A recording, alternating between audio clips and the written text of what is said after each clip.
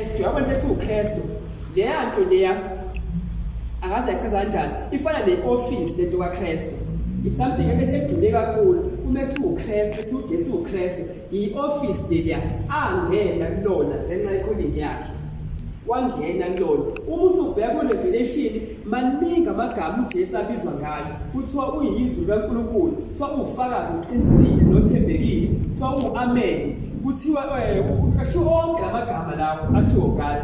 Nathi kwi-eternity wonke umuntu masefika uthi uKhangelani Mkhize ngoba Mkhize ngoba kuyophela konke lokho. Ngeke sabizana ngalowo magama ngale. Wonke umuntu uyothola igama elisha ayonikezwa lona elingalona just igama eliyi-office noma i-title ukuthi wena-ke embusweni kaNkulunkulu uyilento le. Okwamanje nje siyabhekana sithi hayi we-asho wena uyini sinikane yabo uhle kwamanje la. Ngale siyokuthola ngenxa yomsebenzi yethu ngenxa yokuthi sihambe kangakanani noKristu Jesu. So imizimba-ke iyoqhamuka kanjalo-ke. Imizimba iyoqhamuka ngokuthi uhambe kangakanani noJesu usengala, uhambe close kangakanani noNkulunkulu. Hence inkazimulo ingakho ulokhuza iBhayibheli ngaso sonke isikhathi lithi inhlupheko zalesikhathi aziyawulinganiswa nenkazimulo eyokwambulwa. Ngaso sonke isikhathi kuthiwa inhlupheko, kuthiwa inkazimulo, kuthiwa inhlupheko, kuthiwa inkazimulo. Because wonke umuntu whenever you are suffering ngenxa yecebo likaNkulunkulu, lapho inkazimulo uNkulunkulu sebenza inkazimulo ngaphakathi kwena. So ngale imizimba yethu kuyobe kuyimizimba enenkazimulo, literally inkazimulo. Mesithi inkazimulo sisho ukuthi ubunjalo baNkulunkulu. Ngamanye amazwi uyokuthwele iportion yoNkulunkulu. In fact izwi iyakusho lokho noJesu washo noDavid eMasalms wakusho lokho ukuthi anazi yini nina izwi kaNkulunkulu lafika kunina ukuthi ningoNkulunkulu. Isho oNkulunkulu abancane ngithi uJesu omncane ukuthi kahle idestiny yabazalwane ukuthi sibe ngoNkulunkulu, not with a capital letter. You understand or not? There's only one God with a small letter. Ukuthi siyoba kahle idestiny yethu ukuthi sithathe i-likeness. Okay, asiqhubeke sizoyizwa lento le yashiwo lento le. Awuqhubeke sihle sikubani 42 42 wozalo. Kunjalo nokuvuka kwabafileyo. Yes. Kuhlonyelwa kunokubola. Yes. Kuvuswa kungenakubola. Yes. Kuhlonyelwa kunokudelwa. Yes. Kuvuswa kunenkazimulo. Yes. Kuhlonyelwa kunobuthakathaka. Kuvuswe kunamandla. Yes. Qhubeka 44. Kuhlonyelwa kungumzimba wemvelo. Yes. Kuvuswa kungumzimba womoya. Yes. Uma ukhona umzimba wemvelo ukhona nowomoya. Yes. Imizimba esiyithola akukona umzimba wemvelo, umzimba womoya. Lo uJesu ekwazi ukuthi amdanangele la kuvaka icapha. Athi sephakathi kwabo athi ukuthula makubekeni. Bathuka ukuthi lo muntu ungena kanjani. Kuyobe sekuyimizimba yemoya. Kepha umzimba obubuka unje but umzimba womoya. Siyayizwa yonke.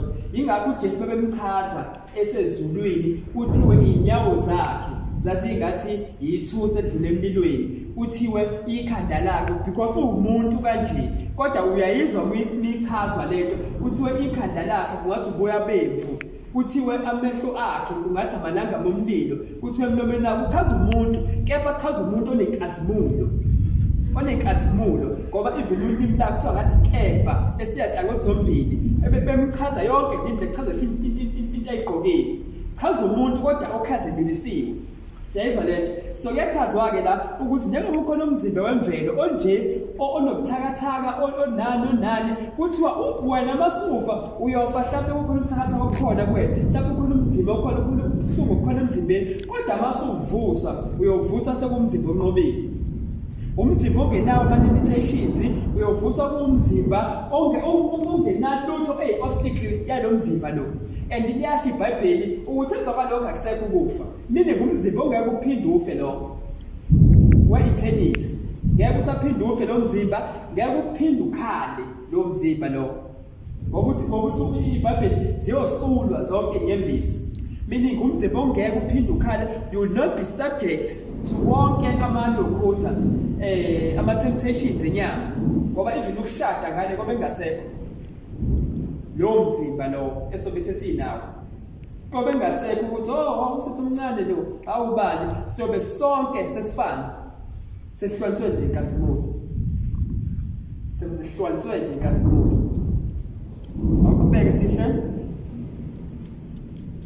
Kanjalo futhi kulotshiwe ukuthi umuntu oqala uAdam waba ngumphefumulo ophilayo. Yes. uAdam wokugcina waba ngumoya ophilisayo. Yes, uJesu Kristu lo. Kepha Yes, okay. Isho ke nayi le point yathi siyakuyona ke 46. Kepha okokuqala akusikho okomoya kodwa okwemvelo. Yes. Bese kuba ngokomoya. Qhubeka. Umuntu wokuqala wavela emhlabeni engowenhlabathi. Yes. Umuntu wesibili uvela ezulwini. Njengathi qhubeka ke. Njengokuba enjalo owayengowenhlabathi. Yes. Banjalo nalaba abangabenhlabathi. Yes. Nanjengokuba enjalo ongowasezulwini. Yes. Banjalo nabo abangabasezulwini. Yes. Nakho ke iphonto ebalekile 49. Futhi njengokuba besinesimo songowenhlabathi. Yes. Siyakuba nesimo songowasezulwini futhi. Sayizwa ke lento. Kuthiwa ngithi kwaqala uAdam ukuba umuntu wenhlabathi ngithi mase kuthi uAdam ogcina uJesu Kristu kwakumuntu wasezulwini ngithi uma selithi ke lana lelizwi ke njengalokho sathatha umfanekiso womuntu wasemhlabeni uAdam saba inyama kuthiwe sisahlalelweke ukuthi sithabathe umfanekiso womuntu wasezulwini uJesu Kristu sifane naye lize lithi izwi asakazi uJohn leqiniso uthi asakazi esiyoba yikho meaning awakacaci kahle kahle uthi inkazimuli yobinjani uma sethi kuphela iyodwa into esiyaziyo ukuthi uma yena ebonakaliswa uma evela thina sifana naye meaning lento yobe yiyona uJesu siyoba yiyona nathi kepha ngokuhluka kwenkazimulo lokho yobe yikona uJesu Kristu abazalwane bonke bayophenduka yona leyo nto. Ake siqhubeke sesoyivala. Sesikubani manje? Verse 50. All right. Sesaqala 58 ugcina. Kepha ngisho lokhu bazalwane ukuthi inyama negazi akunakulidla ifa elingumbuso kaNkulunkulu. Nokubola akulidli ifa elingukungaboli. All right. Into ebalekile kakhulu isizathu sokuthi ke silokhuzwe thina. Isizathu sokuthi sishintshe siguqule isimo sethu sithathe umzimba wasezulwini ingenxa yokuthi umbuso kaNkulunkulu akuwona umbuso walemhlabeni. Siyayazi le nto. Umbuso kaNkulunkulu awufani nombuso kaZulu omisizulu umbuso waseNgilani akuwona umbuso walemhlabeni awukona umbuso wenyama. So inyama negazi ayikwazi ukudla ifa lasezulwini. uNkulunkulu umoya uNkulunkulu akayona inyama uNkulunkulu. So asikwazi nefa uNkulunkulu asinikeza lona akulona ifa lenyama uzosinikeza izinto ezangempela zespirit zangempela zengunaphakade. So ke ngeke result kufaneleke ukuthi sife uma sesiyaguqula sivuse imizimba yethu khona sokwazi ukudla lelifa leli. Qhubeka ke sihle. Bekani ngiyanitshela imfihlakalo. Yes. Asiyikulala sonke. Yes. Kepha siyaguqulwa sonke. Yes. Ngintshela imfihlakalo asiyukulala sonke kepha siyaguqulwa sonke. Kwesingisi uthi I tell you a great mystery. We shall not all die but sonke sizoguqulwa. Lokhu uthini ke usho ukuthini? Usho ukuthi uma uJesu Kristu ebuya manje thina ngeke safa thina. Uma ebuya manje uJesu. Kodwa sonke siyoguqulwa yilabo asebelele nathi siyobe siphila ngaleso sikhathi isimo sethu siyoguqula. Ake siqhubeke sizwe lento echaza kahle uPaulette. Ngesikhashanyana. Yes, in a twinkling in the often eye. Ngokuphazima kweso. Yes. Ngecilongo lokugcina. Yes. Ngokuba icilongo liyakhala. Abafileyo bavuswe bengena kubola. Thina siguqulwe. All right, sasimenike. Uthi ngecilongo lokugcina, iliphi lokugcina lokugcina?